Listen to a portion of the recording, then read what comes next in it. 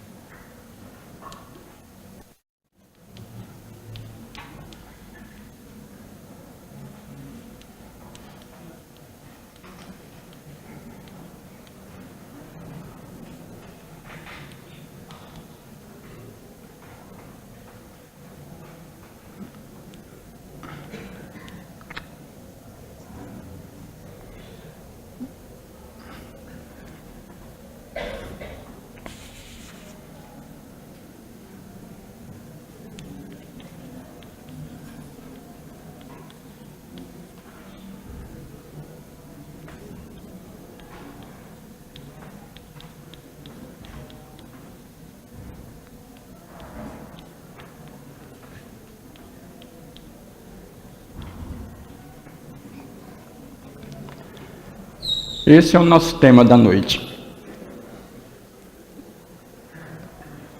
Os anais do cristianismo fazem com que cheguem até hoje várias informações sobre Jesus, sobre os apóstolos, e eu me lembrei de uma das passagens que não consta lá na Escritura Sagrada, mas consta nos anais do cristianismo, que veio de boca em boca, e até a espiritualidade já se manifestou quanto a isso. Tiago e André, dois apóstolos importantes do cristianismo, logo depois, alguns dias depois que Jesus nos deixou, quando lá no alto da cruz ele se entregou para que o exemplo do amor permanecesse junto aos homens. E Tiago e André, então, caminhavam por uma estrada e passaram perto do Horto das Oliveiras, onde Judas traiu Jesus. E Tiago, então, lembrou do fato. André, você lembra do Judas? Aquele canalha, aquele bandido, traiu Jesus com um beijo, que é o símbolo, o veículo do amor, do afeto, do carinho. E André mais que depressa completou: velhaco, bandido, muito mais. Muito mais. E dos dois então começaram a distribuir palavras bonitas, pensamentos positivos do pobre do Judas. Quando eles olharam no horizonte, já estava quase de tardezinha, e viram que um vulto se aproximava. E perceberam que era Jesus redivivo, que ao passar por eles, olhou para eles, e eles se ajoelharam: Mestre, mestre, o Senhor conosco novamente? E Jesus disse para eles, com aquele olhar maravilhoso: meus filhos, eu não posso parar, estou indo em busca de Judas. E Tiago sentiu aquela flechada, a força daquelas palavras, e escreveu uma carta. Foi para a casa dele, cabisbaixo, triste, e lá escreveu uma carta. Tiago tem 3 cartas lá no Novo Testamento, na Bíblia. Na terceira carta, logo no início, ele escreveu o seguinte. Eu vou ler porque é curtinho. A igreja colocou como sendo pecados da língua. Ele começa assim: meus irmãos, não haja muitos entre vós e se arvorar em mestre. Sabeis que seremos julgados mais severamente. Olha que interessante. Ele nos passa que a gente não deve se arvorar em mestre, porque ele era um mestre. Era um dos apóstolos mais importantes no começo do cristianismo. Então ele se coloca aqui que ser mestre tem muita responsabilidade. E o julgamento é mais severo. Porque todos nós caímos em muitos pontos. Se alguém não cair por palavra, este é um homem perfeito, capaz de refrear todo o seu corpo. Quando colocamos freio na boca dos cavalos para que nos obedeçam, nós governamos também todo o seu corpo. Vede os grandes navios, que mesmo sob tempestade, são dirigidos por pequenos lemes por aquele que o pilota. Assim também, a língua é um pequeno membro, mas pode se gloriar de grandes coisas. Vede como pequena chama pode incendiar uma grande floresta. Também a língua é um fogo, é um mundo de iniquidade. A língua está entre os nossos membros e contamina todo o nosso corpo, quando inflamada pelo inferno. E ele continua. A língua, porém, nenhum homem pode domar. É um mal irrequieto e vai por aí afora. Então, companheiros, está lá no Novo Testamento. Tem mais algumas coisinhas. Mas eu só peguei isso aqui para iniciar a nossa palestra da noite. Tiago sentiu, então, dentro dele, o exemplo de Jesus, né? Ele, o traído, estava indo buscar Judas. E eles ali falando mal do pobre. Então, como é que estamos nós, companheiros, perante aquilo que comunicamos? André Luiz nos passa uma assertiva muito interessante. Guarde o coração em paz, à frente de todas as coisas e situações, porque todo o patrimônio da vida pertence a Deus. Todos nós buscamos essa paz. Lutamos por ela. Lá dentro da nossa casa, lá no trabalho, lá na escola, onde nós estivermos, nós buscamos essa paz. Hoje, provavelmente, muitos de nós estamos buscando essa paz. Esse equilíbrio, essa harmonia. E, no entanto, companheiros, como é que está a nossa comunicação? Porque nós não falamos só com a boca. Jesus, deixa eu desligar aqui porque está dando sincronia. Jesus, está ouvindo aí atrás? Dá, não? Jesus nos deixou uma assertiva interessante. Não é o que entra pela boca que corrompe o homem. Ih, esqueci. Você pode me ajudar? Como é que é? É o que sai da boca. Mas parece que tem mais alguma coisinha. Lembrei. Porque o que sai da boca é o que está no coração. É isso mesmo? Faz 2000 e alguns anos que Jesus nos fez essa colocação. Que não é o que a gente come, o que a gente faz, que entra em nós, é que nos causa problema, mas é o que sai. Porque o que sai é o que está no coração. Então, como é que nós estamos, companheiros, quanto à língua? Não obstante pequena e leve, a língua é indubitavelmente um dos fatores determinantes no destino das criaturas. Nós não falamos só com a boca. Nós falamos com as mãos. Faz um gesto aí no trânsito e nós vamos ver como levar uma surra e às vezes até morrer. Aquela moça bonita, aquele trejeito sensual, ela passa as informações, não passa a informação? E a gente capta. A gente se comunica com os olhos. Se você olhar feio para mim, eu sei que você está bravo comigo. Você me passa essa informação. A gente fala com o pensamento. Então, como estamos nós, meus irmãos, quanto ao que sai de nós? Por exemplo, a língua, o falar, a palavra ponderada favorece o juízo. O que é o juízo? É a nossa razão, né? É o bom senso, é a opinião, aquilo que tem uma razão de ser. Quando a língua é ponderada, ela favorece o juízo. Quando ela é leviana,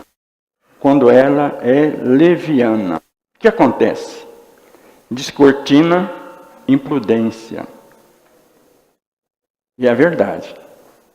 Dependendo da nossa leviandade, nós podemos moralmente machucar alguém. Podemos inventar um boato e fechar uma empresa, destruir uma família, uma pessoa. Então, leviana, a palavra, a língua descortina a imprudência. Alegre, ela espalha otimismo. E é verdade. Não é gostoso ficar perto de uma pessoa alegre, que fala as coisas bacaninha, bonitinha? A gente se sente bem. Ao contrário daquela pessoa triste, aquela pessoa que tudo que ela passa nos causa desânimo. É um poço de desânimo. E muitas vezes nós somos essa pessoa. Lá dentro da nossa casa, lá dentro do serviço, aí na rua, com as pessoas, com os transeuntes. Jesus dá uma informação muito bacaninha também, quando ele diz assim: quem tem olhos, que veja. Quem tem ouvidos, que ouça. Vocês já ouviram isso? O que quer dizer isso? Preste atenção. Teus olhos de ver e os ouvidos de ouvir. Prestar atenção. Como é que eu estou trabalhando as minhas palavras? Se for triste, na certeza, companheiro, vai semear desânimo. Mas quando ela é generosa, quando a nossa palavra é generosa, ela abre caminho à elevação. E foi todo o trabalho de Jesus. Jesus, na sua primeira informação, ele era nenenzinho, recém-nascido. A primeira lição de Jesus: a simplicidade e a humildade, representada lá na manjedoura, lá naquele ambiente onde se guardava os animais, na estrebaria. Maria forrou aquele coxo, que é a manjedoura, a palha, com aquele pano, e colocou ali o alimento para os homens. Aquilo que onde colocava alimento para os animais, colocou-se ali o alimento para os homens. E Jesus confirma isso numa das suas primeiras lições. Eu sou o pão que veio do céu. Quem comer do meu pão jamais sentirá fome.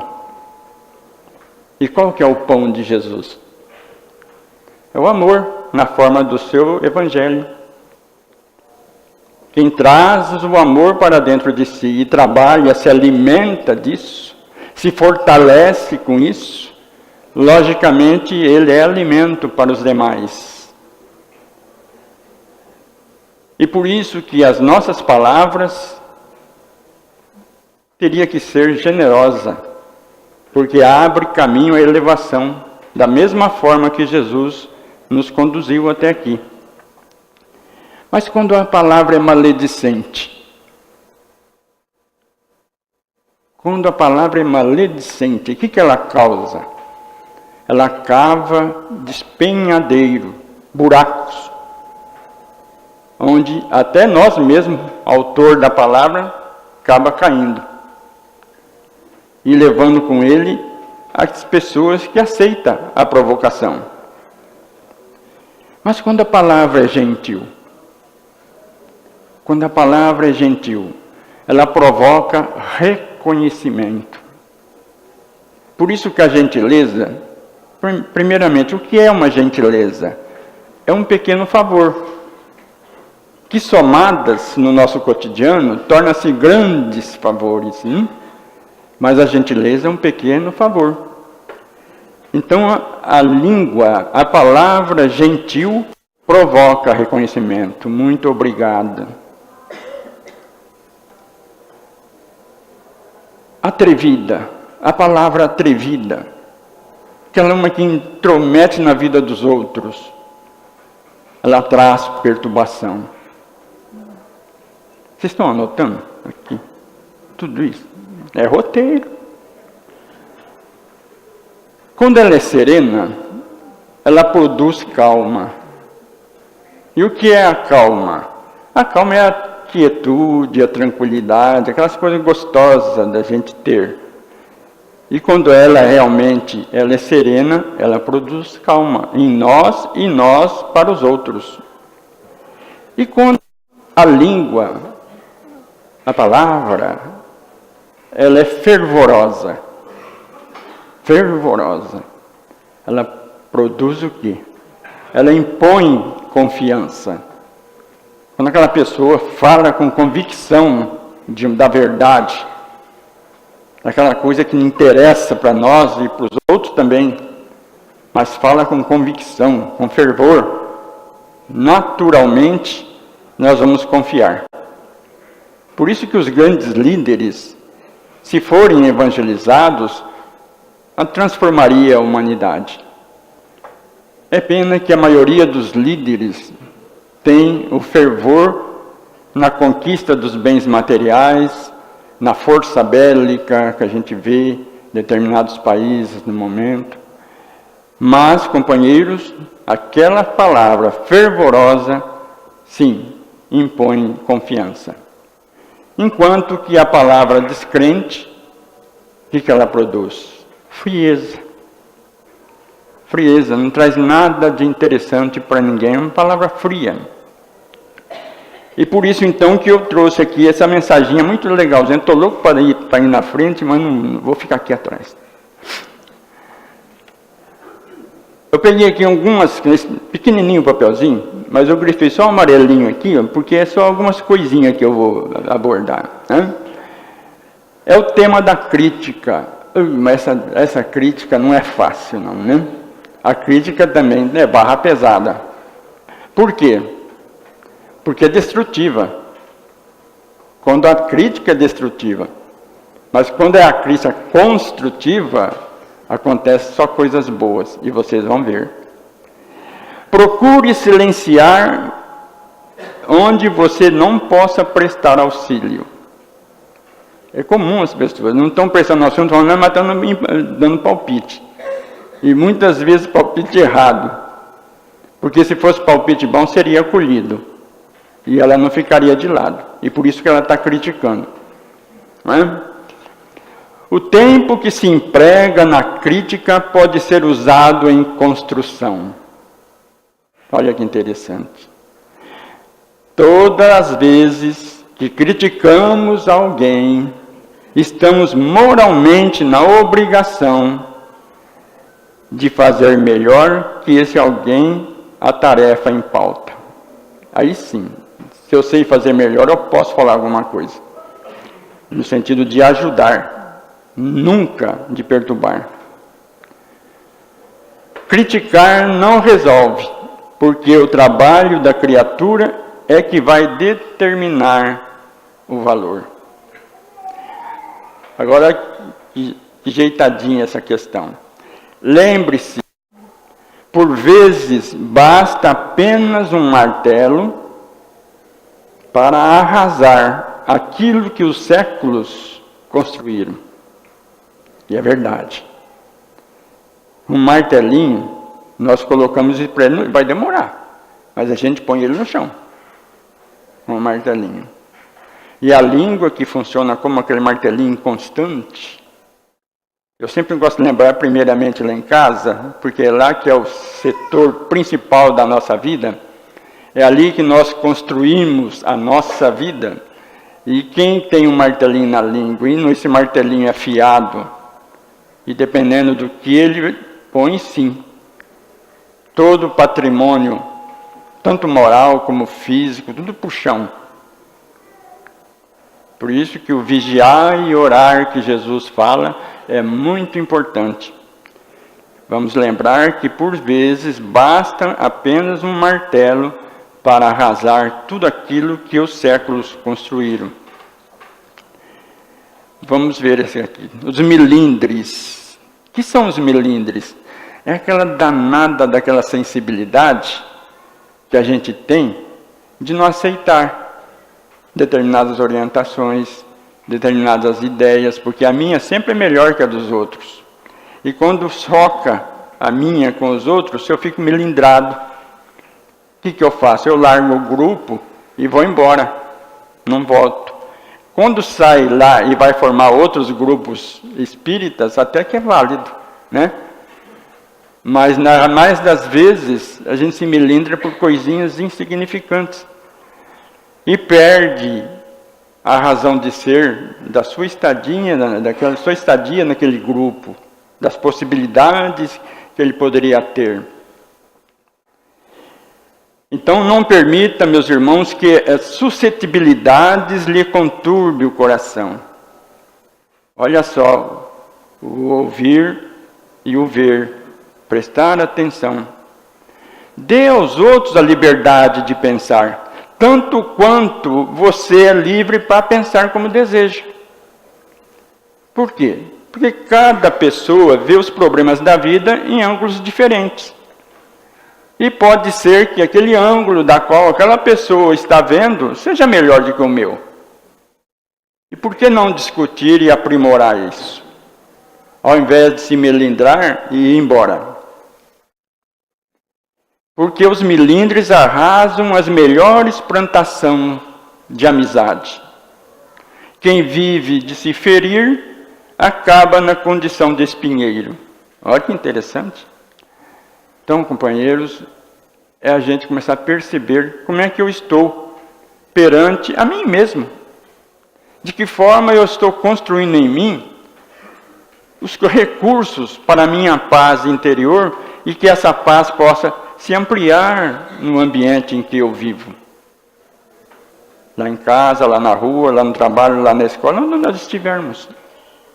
Se eu estiver em paz comigo, automaticamente ela vai estar em qualquer lugar, mesmo lá no umbral. Por que os espíritos de luz, né, não se envolvem no umbral? Porque eles estão além daquilo lá.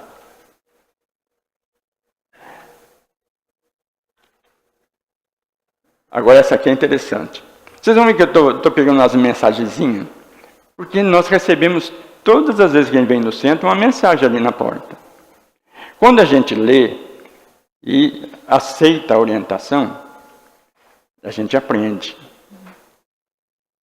Mas muitas vezes a gente dobra ela no meio, porque não trouxe o óculos, né? Não dá para ler.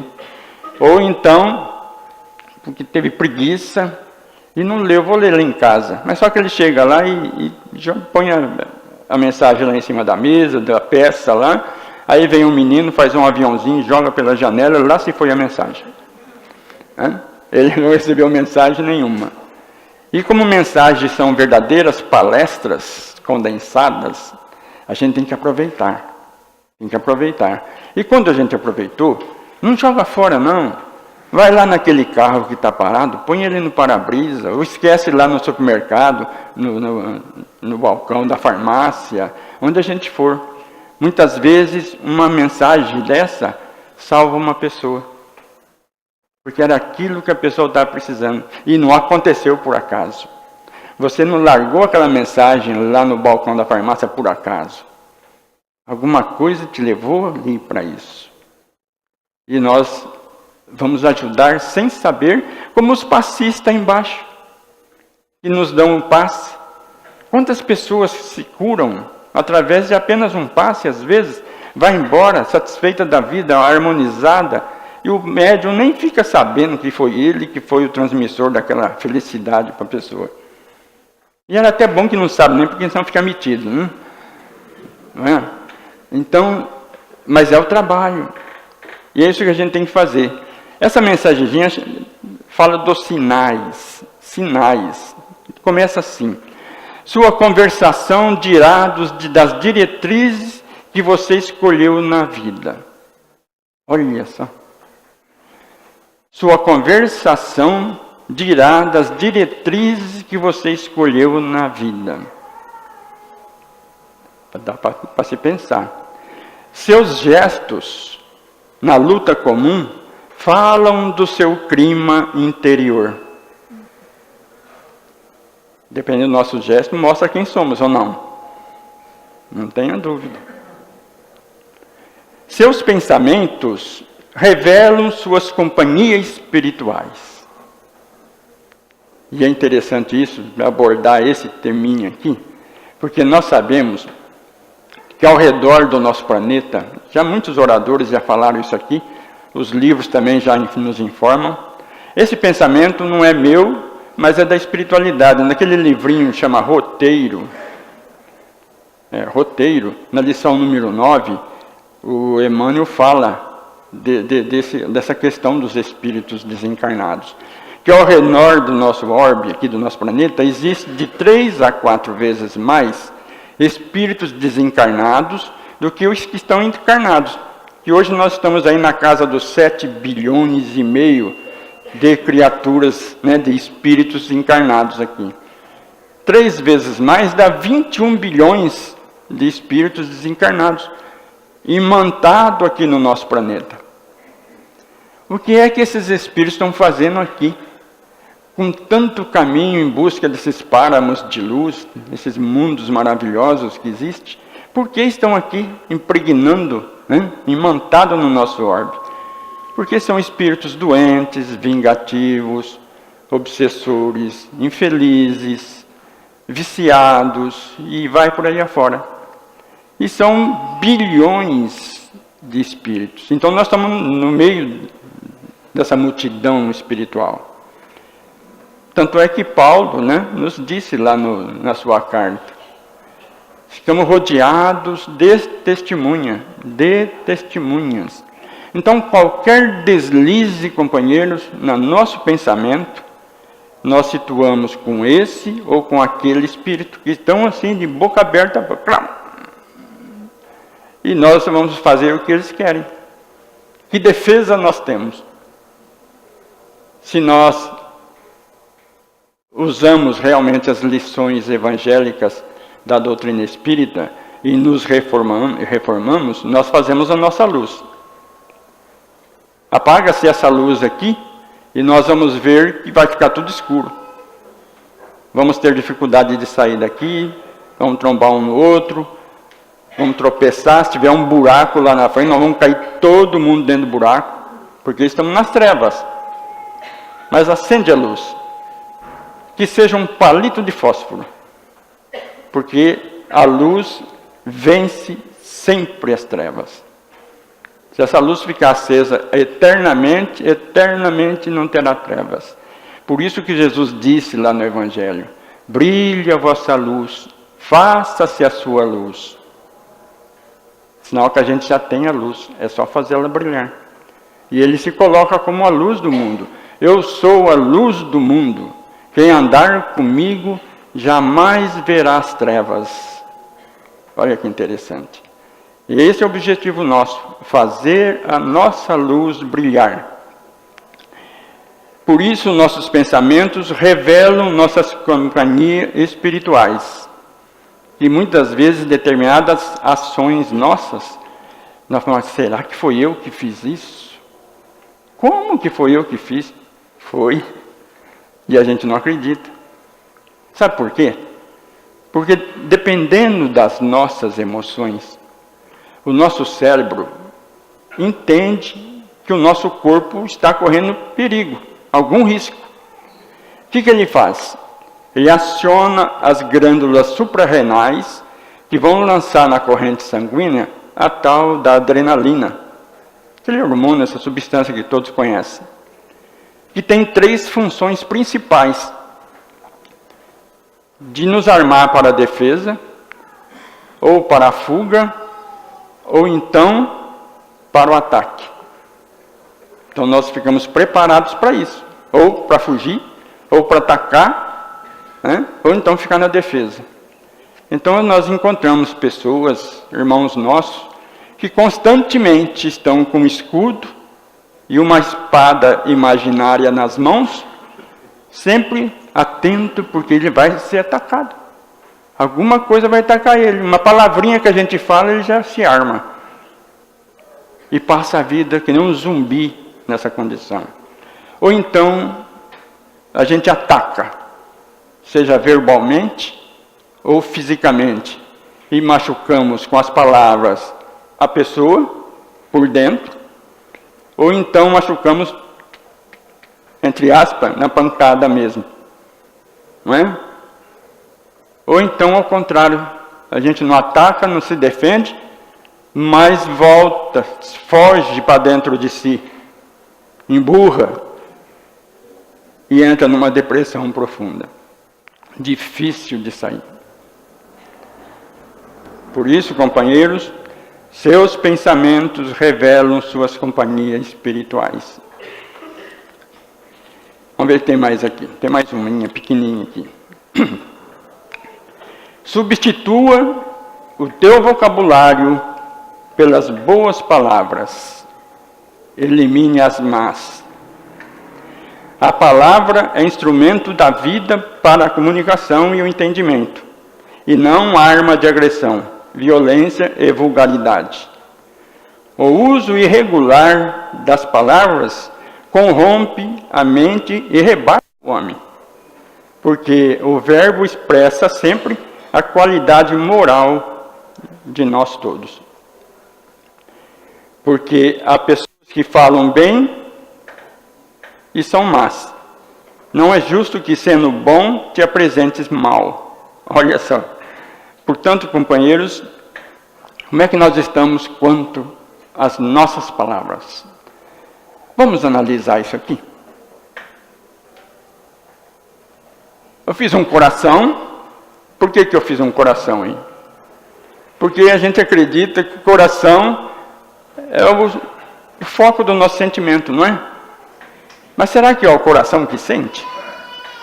De onde que vem o nosso sentimento? Do Espírito. É o Espírito que pensa, o Espírito que sente. O cérebro recebe a informação do sentimento e, logicamente, dependendo desse sentimento, o coração bate serenamente, gostoso, calmo, ou então ele pula, e não um macaquinho dentro de nós. Porque depende da reação. Não é? Então, companheiros, nós coloquei essas palavras aqui dentro do nosso sentimento, nosso modo de sentir. E comecei pelo pesamento. Isso está bonito, hein? E vocês não falam nada, né? Vamos pôr um N aqui. Pensamento. Pensamento. Já falei que o pensamento vem do Espírito. É o Espírito que pensa. Então, nós temos que ter o quê? Cuidado. Cuidado com seus pensamentos. Eles se transformam em palavras. Cuidado com as suas palavras. Elas se transformam em ação. Cuidado com as suas ações. Elas se transformam em hábitos. Cuidado com seus hábitos. Eles moldam o seu caráter. Cuidado com o seu caráter.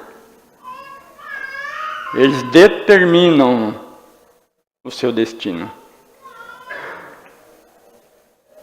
Então, é os olhos de ver e os ouvidos de ouvir. Preste atenção. E assim como Jesus, lá na manjedoura, deixou a sua primeira lição para nós, da simplicidade e da humildade, que são as molas mestre do amor, lá no alto da cruz, machucado, ferido, cuspido, vilipendiado, aquela lança que varou as suas costelas, aquela coroa de espinho cravado na cabeça, que outro dia eu estive lendo uma reportagem sobre esses espinhos que ainda existe lá na região, que inflama, dolorido a beça. E olha para o alto e fala: Pai, perdoa-lhes, não sabem o que fazem. E fecha com chave de ouro os seus ensinamentos, dando o exemplo lá no alto da cruz. É esse exemplo que nos salva. Ele não levou os nossos pecados, como determinados segmentos religiosos diz, que Jesus nos salvou, levou os nossos pecados. Não. Ele deixou um instrumento para que nós nos salvemos. O instrumento do perdão. Porque naquilo ali ele estaria perdoando todos eles, deixando um exemplo para nós. E esse exemplo fala mais alto na nossa vida. As nossas palavras, companheiros, sejam sempre a do perdão, do amor, do carinho, da simplicidade, da humildade. Porque isso é que vai nos fazer melhor hoje do que ontem e amanhã do que hoje. Quem tem olhos de ver e ouvidos de ouvir, preste atenção. E a nossa companheirinha então pediu para mim que no final da nossa palestra eu lesse um poema que tem nesse livro aqui do Antônio Lúcio, Uma Luz Dentro da Noite. E eu li ali e eu gostei. Nada como um bom poema para a gente encerrar o nosso bate-papo da noite. Mas antes desse bate-papo eu vou contar uma pequenina história, conhecida de todos. Quem conhece vai rir também. Quem não conhece vai rir mais ainda. Disse que um casal mudou de casa. O marido e a mulher. Já no primeiro dia na casa nova, lá, a mulher foi para a janela. Lá na cozinha, olhou para a janela. Marido, corre aqui. E lá foi o marido para a janela. O que é, bem? O que está acontecendo? Olha lá no varal da vizinha. Roupa dela suja. Essa mulher não sabe lavar roupa. Eu vou conversar com ela. Não faça isso, você vai arrumar encrenca. Não faça isso. Bom, ficou nisso. Passou uns dias. Marido, corre aqui. E lá foi o marido para a janela outra vez. O que é, bem? O que aconteceu? Olha lá a roupa da vizinha. Está mais suja do que aquele dia. Não, eu tenho que ir lá conversar com ela. Bem, não faça isso. Às vezes é uma pessoa de idade, já não tem aquela força nas mãos para lavar a roupa, e às vezes nem tem máquina de lavar. Passou mais uns dias, a mulher foi no supermercado, quando chegou, tirando as coisas da sacola, tal. Marido, corre aqui. Lá foi o pobre para a janela. Que é, bem? Olha lá. Que coisa. A roupa da mulher está mais branca do que a minha. Como? Ele falou, sabe o que é, bem?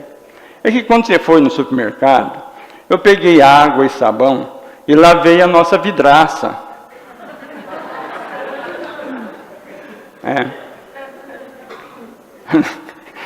Não é a vidraça, não é a roupa da vizinha, a vidraça dela que estava suja. Muitas vezes, companheiro, a vidraça dos nossos olhos É que está suja. E não adianta lavar com água e sabão, porque fica cego. Tem que ser o sabão do amor.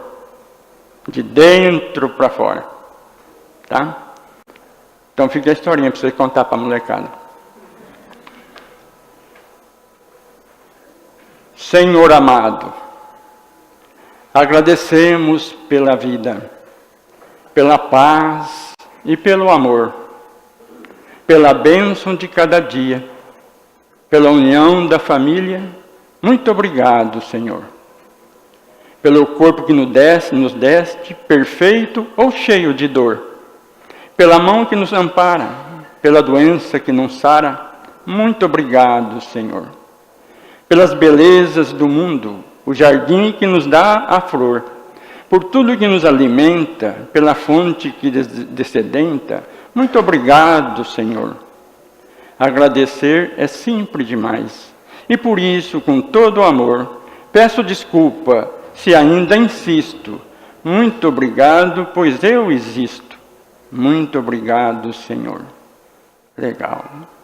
Muito obrigado, Jesus, por mais esse momento em que aqui ficamos para falar do teu amor, da tua paz. Que possamos, ao sair daqui hoje, com aquele ideal de sermos melhor mesmo. Melhor que ontem, amanhã melhor do que hoje, e assim sucessivamente. Muita paz a todos.